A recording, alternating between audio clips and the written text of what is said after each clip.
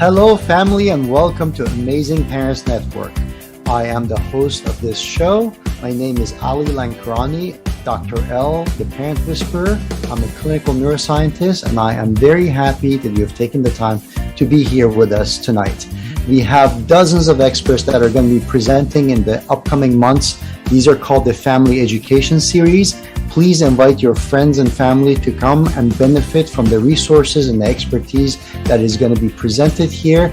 We're glad to have you here. We're glad to have our experts. Enjoy tonight's presenter. Thank you.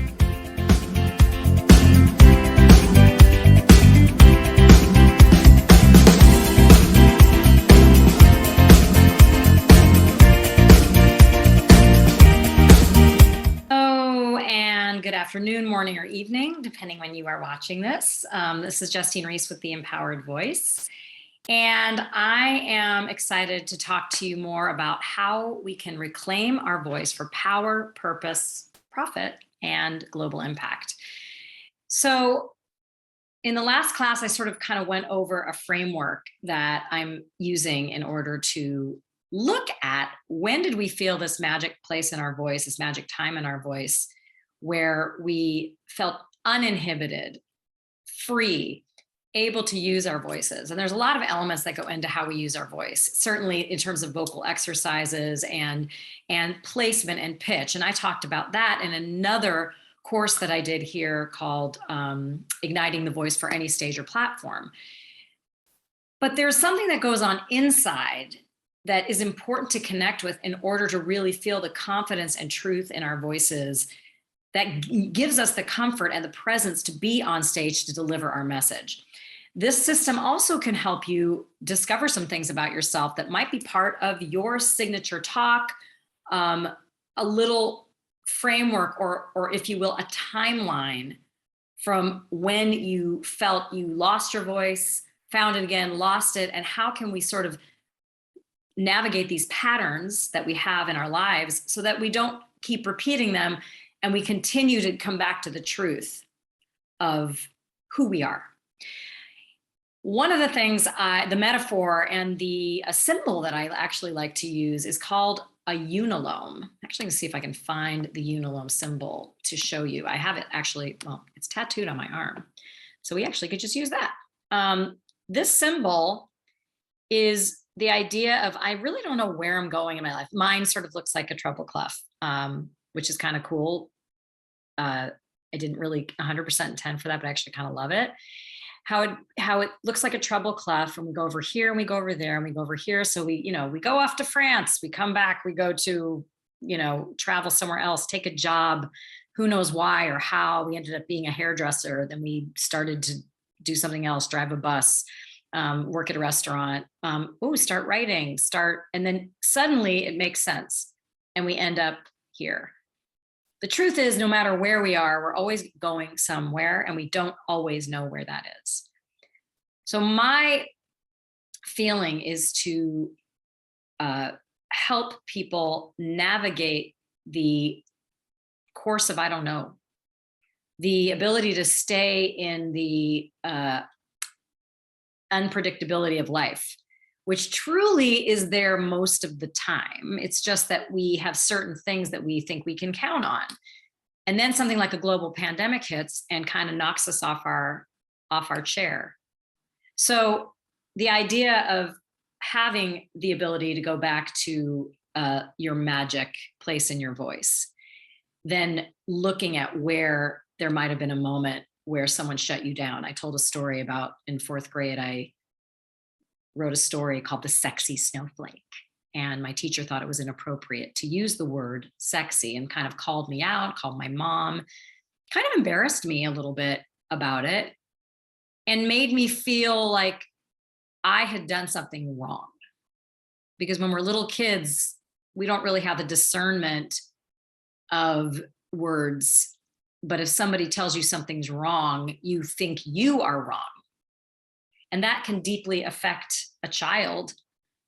And that can recreate, obviously it seems like a little tiny thing. But what happened in fifth grade was my grades weren't good enough. So now I had an experience where I wrote a story and I used a word inappropriately. So that was wrong. And now my grades aren't good enough. So I can't be in the school play, which is the only thing that lights me up and makes me feel magic. So now I've had two experiences that are kind of shutting down my creativity. And this is sort of about our creativity and how do we keep coming back to our creativity. There's a wonderful book that I highly recommend that anybody should tap into called The Artist Way by Julia Cameron. That is literally a 12-step process for tapping into our creativity in any way. Of course, I'm here talking about specifically voice, the voiceover journey. One of the things that happens a lot of times when people come into my room is they ask, they start looking at, could they do voiceover maybe later in life? And all the fear shows up, all the fears of, and I hear these stories, I hear this over and over again. Well, what if it doesn't work out? Yeah, what if it doesn't work out? And what does that mean? Right? Because when you're looking at something like doing voiceover, yes, you might be making an investment in that thing. But what does not working out even look like? And what if it does work out? Right? We're so eager to go down the catastrophic tunnel of what if it doesn't work out. And for some reason, it's not the first thought to go, oh my gosh, what if it does work out? Now, do you know those people who do think more on the upward momentum than the down? My parents were sort of like this in opposition. My mother was always thinking, it could all work out. And my father was always thinking, it will never work out. Catastrophize. So that's probably what made their marriage last so long. And it was an interesting swirl to be navigating inside of, because, but they still managed to have great adventures. But for yourself, think about that moment. And we may even do a very short practice that I will lead you through, finding that moment of magic where you felt free, and then feeling the feelings of being shut down by something or someone, much like it could be something as tiny as your teacher saying you wrote a story that's inappropriate when it really wasn't inappropriate. I mean, all the little snowflake did was stand on her tippy toes and kiss the big snowflake, right? Harmless. But the thing was, I was in a gifted program. So there was an IQ level of intellect that I felt I could not live up to. And it sort of started in that fourth grade period. My grades were not as good as the rest of the kids in the class. And I remember even showing them on the bus, just everybody was showing their grades. I might not have even seen them. And I took out the report card and, there were C's on there. Nobody else had C's on there. So I just completely outed myself, and it was embarrassing. And then this experience of not being able to be my creative self. And that kind of led to really until I got into high school, when my parents pushed me to go to drama school between sophomore and junior year, because I'd created this illusion of myself that I was a pretty girl, but I wasn't very smart, and it was too embarrassing to try to be creative. So that is what happened to me until I got sort of this extra push, and I did not want to go to drama school. At camp, it was drama camp. And my parents said, no, you're going. I'm like, what if I hate it? And they said, you can come home. So I did it. And it was very revealing, and it allowed me to tap into my creativity and change the trajectory of everything I've done since. And I told some stories last week about, and then there were moments that it got shut down again. So what was it for you? Take yourself into that moment. And I'm going to invite us into a very short, what we'll call a little shadow practice. Now, if anything comes up for you that feels too traumatic or too tender, I invite you to not go there. Pick something more like the sexy snowflake story. And know that if something else bigger is coming up, always welcome outside help, because that can happen. We're talking about our voices and our heart. and what happens when we open our heart. And when we do voiceover or we express ourselves, I want you to open your heart, which might mean being vulnerable. In a little bit, I'm going to open up the wheel of emotions. But let's just do a very, very short practice. And I invite you to always stretch out your facial muscles, because when I do voiceover, I find that sometimes I'm holding a lot of tension in here. I don't want to do that.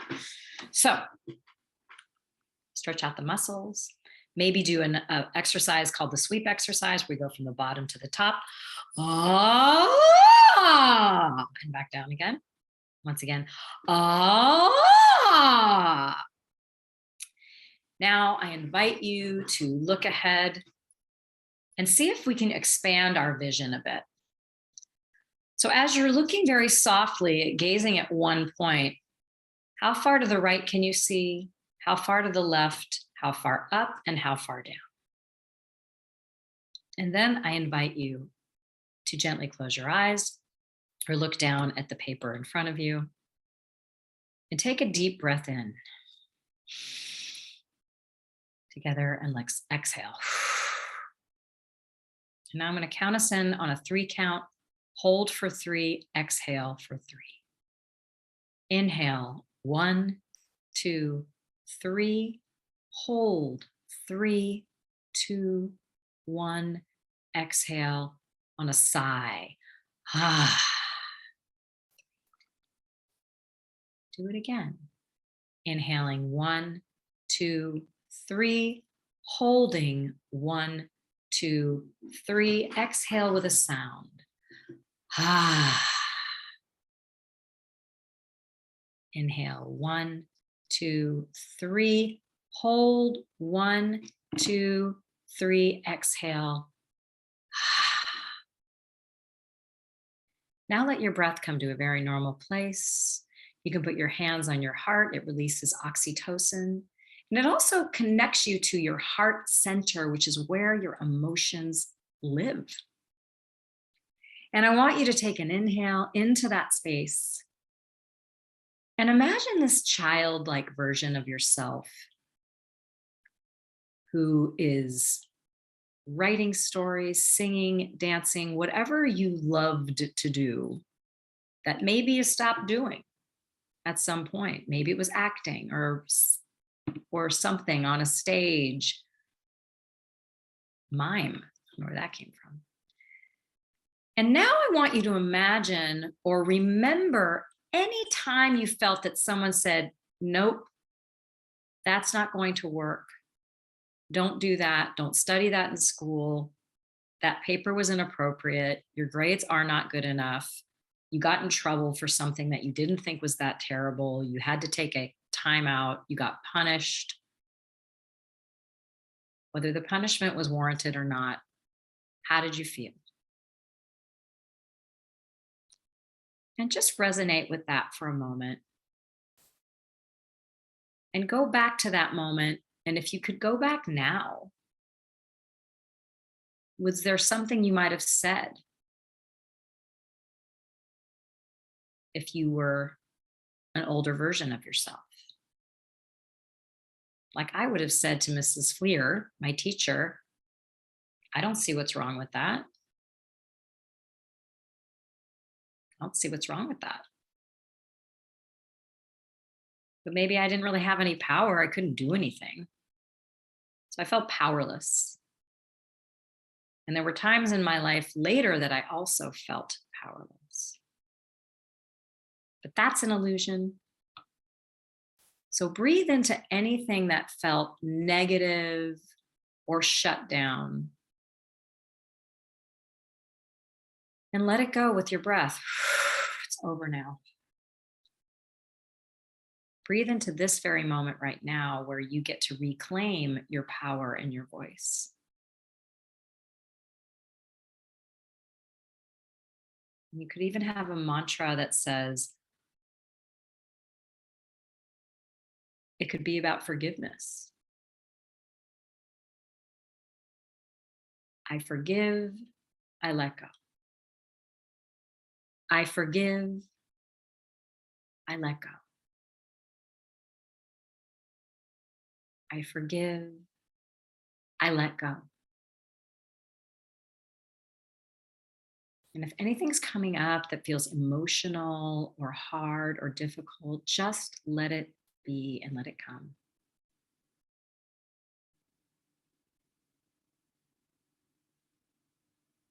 Let some white cleansing light come into your heart. They say there's two hearts in our heart chakra, which is one is physical and one is spiritual. So if there's any anger towards anyone, just release a little bit. And on this next breath, maybe 10 more percent. And if you're holding any tension anywhere, just recognize where the tension is. Take a breath into it and let it go.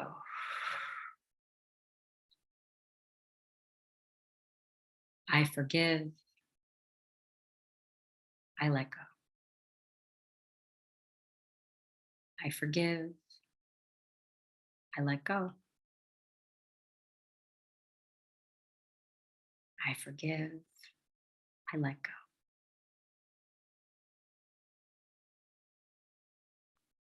And now you can rub your hands together and think of the energy that you want to cultivate in your life to speak up a little more often. What words are coming to mind? Let there be one word that comes to mind as you think about speaking up, owning your voice, the things you want to say to the world, using your voice. Might be at work, might be in your relationship, might be in a talk you'd like to give. Breathe into that word and open your eyes and write it down. Maybe take a moment right now where you can journal a little bit about whatever came up in that moment of feeling shut down, like my story in grade school. So you can sort of get it out. I think often we believe we can change the past by thinking about it hard enough, or we get very caught up in how it affected us in a negative way. And that's great to look at, but then it's great to release it. So that's what I'm inviting with that exercise to do, is to release anything that held you back so that you can start to dig in what's there now. And I'm going to share with you the feelings wheel, because it is with the feelings wheel that my son is calling me from Europe right now. So I'm just going to tell him I'm going to call him right back. And one of the things I love about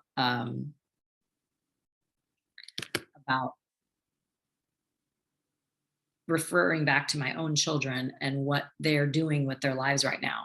Like I said, my son's in Europe, and he began to believe that he could help manifest the things that were happening in his life without really thinking of it as manifestation. He just kept going and kept putting that thing in the future that he wanted. And lo and behold, it was happening. And so that's why I believe that this kind of thinking works.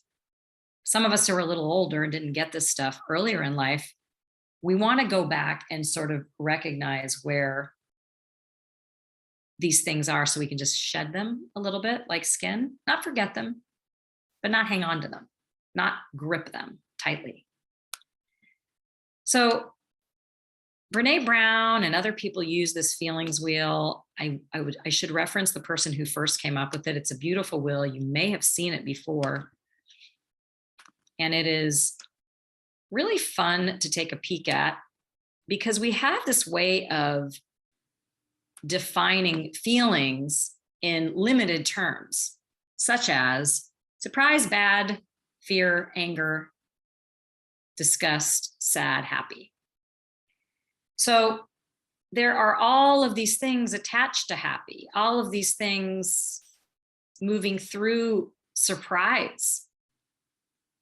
Some of them, like surprise is an interesting one because it's not you're not always negative or positive. But in voiceover, for instance, a higher pitch is going to sound more positive than a drop in your sentence. In other words, if I said something like, I'm going to the store versus I'm going to the store. Same words, different inflection. So this is something you can play with. You can look this up on your computer, feelings wheel, feelingswheel.com, as a matter of fact. And it will help you start to identify feelings, and then you can match with tone and pace and pitch. And that can be part of the reclaiming. You know, if you were feeling in that meditation, for instance, anger, frustration, humiliation, maybe, you know, disrespected. We're not saying, hey, bypass that, but if you were going to give a talk about that, how do we connect with those words and give them more weight in the reality of emotion that is authentic? Because that's what we're always going for here, is the authentic emotion. So happy, look at all the things that are connected: playful, content, proud, accepted, powerful. You can even just play with the words themselves and how they come out differently. And there's something I suggest with my voiceover students is making a cheat sheet of how we say things. So as you start to potentially write some things down about these experiences, you could go back in and utilize a few of the sentences. Maybe there's a character that comes in, like for me, Mrs. Fleer coming in and saying, that's inappropriate. That word, sexy. We don't use that word sexy here at fourth grade at Pope Avenue School. And she had horn-rimmed glasses, and, you know, I could get those horn-rimmed glasses on, and like, I'm putting on a whole character, which doesn't only my voice, it's sort of my attitude, and it's the feeling. So it's not always about, you know, for those of you out there, if anyone's interested in doing character voices, it's not always about what can I do with my voice, but how do I make it real? How do I make it rooted in feeling? And if you watch certain kinds of cartoons, I'm trying to think of certain very popular ones, like the Peanuts gang, for instance. All the different characters have an attitude, right? Charlie Brown is sort of like, has a little bit of Eeyore. The Winnie the Pooh characters are great prototypes as well. Okay, what do we connect with Eeyore? Well, definitely like depression, right? Eeyore's talk, and what does he do? He talks very slowly. Well, compare that to, you know, Tigger. Tigger's a wonderful thing. He's excited. He's up, up, up, up, up. So let's look at another chart. So I want you guys to like think about where I can utilize this feeling wheel. And then we can place some of these emotions onto another graph that I'm going to show you that you can write and create yourself. So I'm going to stop this share, and hoping that you're getting the idea. I don't know if you're going to see the chat, but the feelings wheel is a real fun one to play with. And over a course that was interactive, we would be writing, and then we would be working on some of these pieces of content for delivery. So we're just starting with magic moment. Where did it get shut down? What was the feeling? So that we can release and reclaim the voice. All right, so let me pull up my other graph. So this is a graph that focuses mostly on pitch and volume. And I have shown it before, but I'm gonna play with it slightly differently. Just gotta find it for you guys. In here somewhere.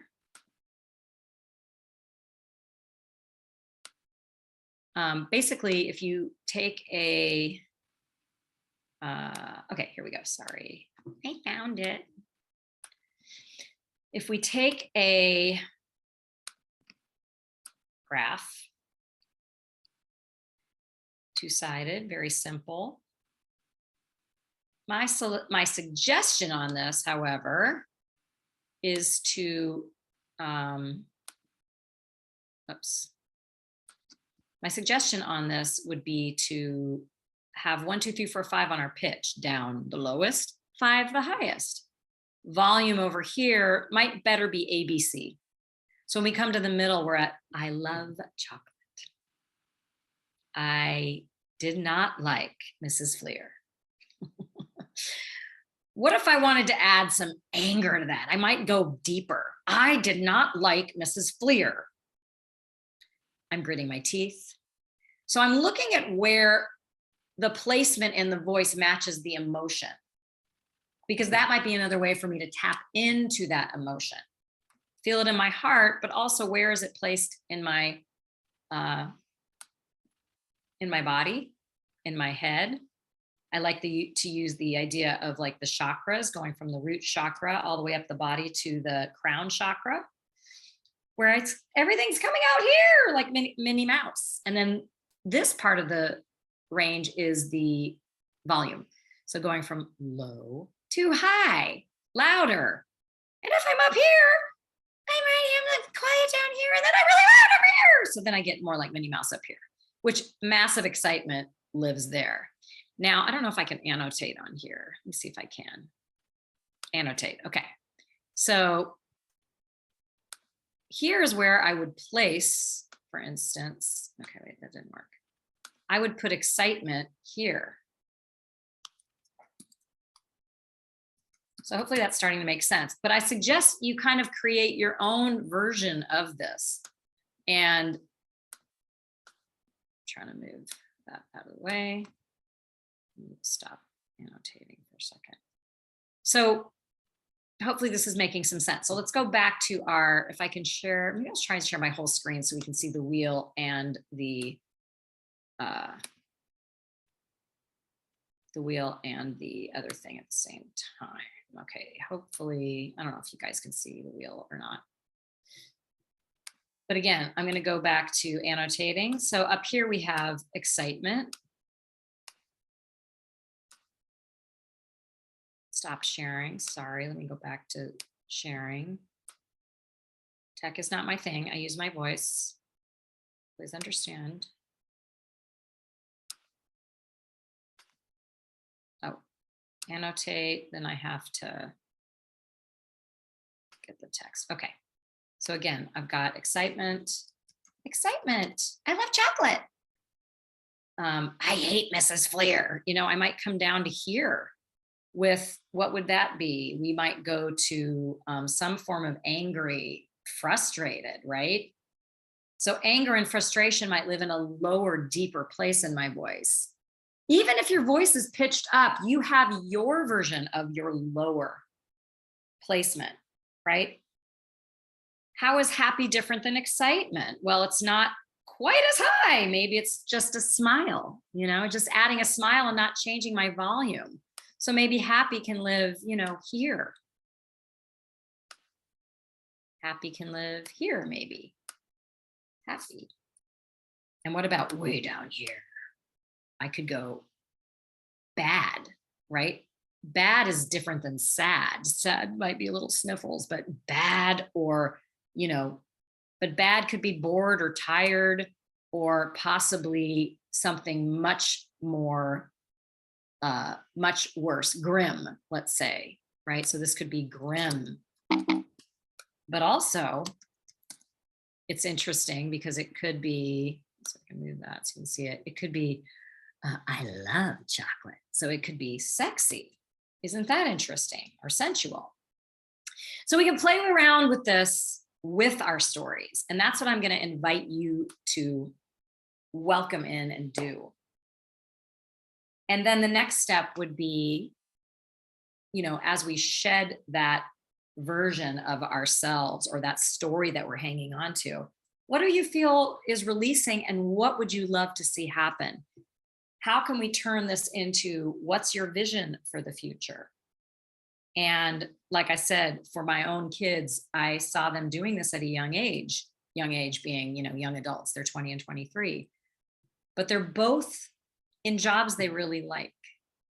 And I believe this reclaiming the voice is part of manifesting the things we want, which change with careers, parenthood.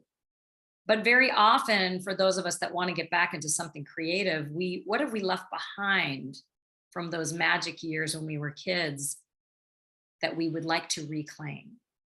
And how can you bring that joy back into your life? So look at what you wrote down and start to try and connect back to that feeling. And remember, I asked you to write a word down, and hopefully you did. The first thing that came to my mind was confident.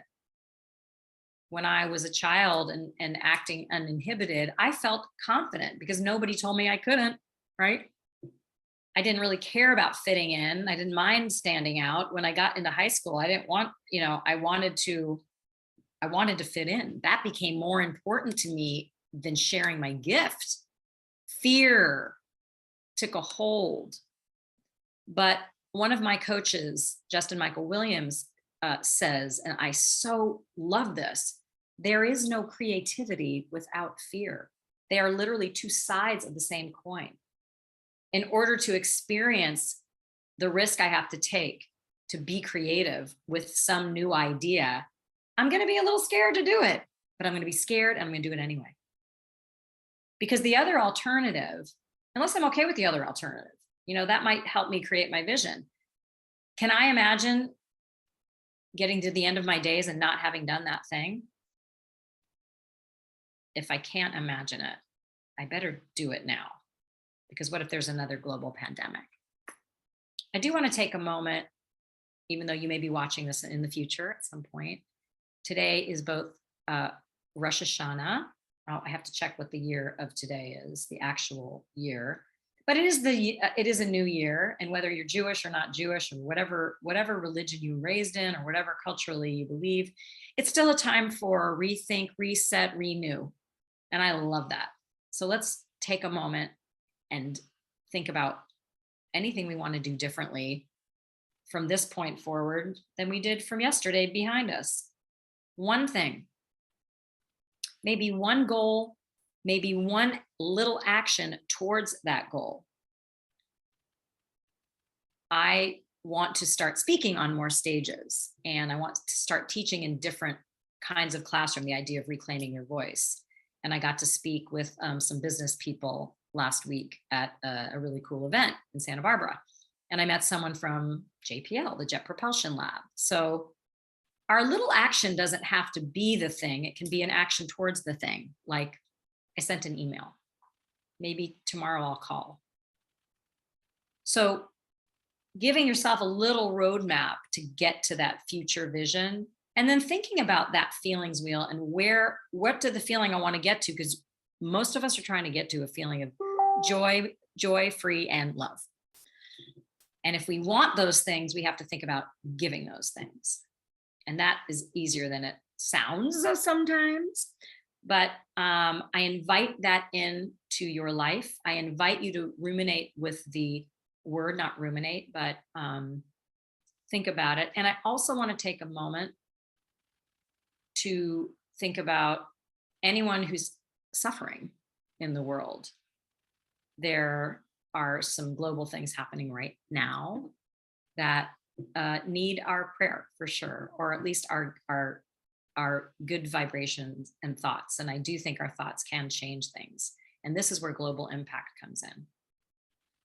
When we can start to do this for ourselves, the people around us start to do it too. It is October, happens to be October, which is Breast Cancer Awareness Month. And so some people that we met in Tanzania, I found a group that is helping women with breast cancer. That's an important topic for me. My mother had breast cancer. I had early stage breast cancer. So my change and my awareness of them, I ended up bringing them some supplies, and people have helped donate for specifically these women there. So that's global change. That's the ripple effect of, as we take care of ourselves, we take care of others. So think about how you might want to play it forward today. help someone else feel comfortable enough to raise their voice? And how can you take care of yourself so you can start to reclaim your voice, keep that magic alive, and let go of the story that didn't serve you? In the book that Julia Cameron wrote, she talks about our inner critic.